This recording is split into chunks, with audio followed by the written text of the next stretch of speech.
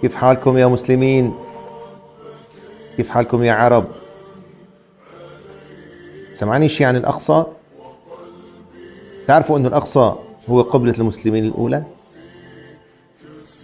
تعرفوا أنه الأقصى كان مسرى رسول الله صلى الله عليه وسلم إليه، وكان المعراج إلى السماء إلى الله منه. سمعاني شيء باللي صار بأهلنا بغزة؟ أكثر من 50,000 قتيل. سمعانين أنه الأقصى المسجد مغلق منذ أكثر من شهر، عم يستعدوا مشان يهدموه.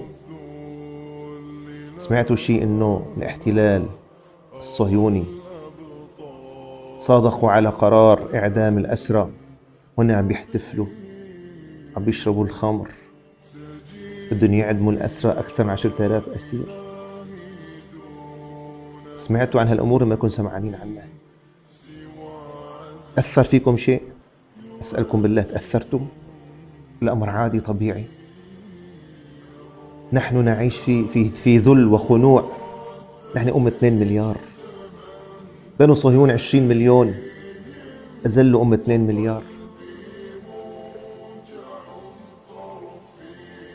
طب إيش نساوي؟ إيش نعمل؟ 2 مليار 20 مليون أذلوهم، وإيش بدنا نعمل؟ بقولكم شو رح تعمل. أول شيء ليش هيك صار فينا بتعرفوا؟ لأننا بعيدين عن الله عز وجل.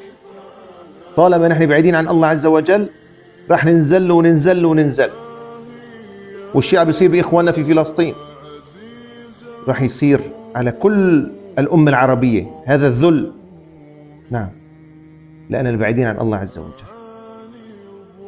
نحن أمة أعزنا الله بالإسلام، ولكننا ابتغينا العزة بغير الإسلام. ابتغينا العزة بترامب وحاشيته. ترامب اللي هو نتنياهو، نتنياهو اللي هو ترامب. يا شيخ، الحكام من السبب، لأننا بعيدين عن الله عز وجل. الله سلط علينا هيك حكام. نعم، الحكام اللي عم يتبركوا بترامب، اللي عم يمجدوا ترامب، اللي صار إلههم ترامب، اللي أهان الحكام العرب كلهم هو ترامب. بيجيك واحد، أنت رجل سلام، أنت رجل سلام، أرجوك أتوسل إليك أن توقف الحرب. وهذا يتمسح به، وهذا يتبرك به، وهذا يسجد لترامب. ترامب صاحب قضية إبستين، جزيرة الشيطان.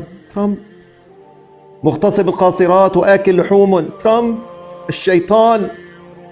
طالما نحن عم نقله لترامب رح ننزل، لأننا ابتغينا العزة بغير الله بغير الإسلام.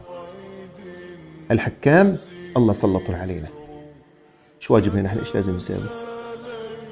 إذا بدنا العزة، بدنا الله ينصرنا، لازم نرجع لدين الله عز وجل، نرجع لهدي رسول الله صلى الله عليه وسلم. ارجع لصلاتك، حافظ على صلاتك، لا تأكل مال حرام، لا تغش ولا تسرق.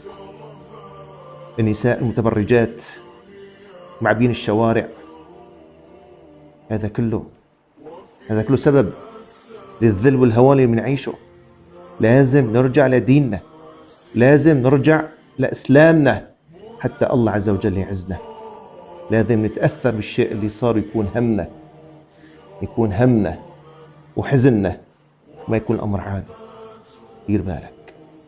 دير بالك. والله إذا ما عم تتأثر بالشيء اللي بيصير فأنت ما لك قلب، فابحث لك عن قلب. ماذا أقول؟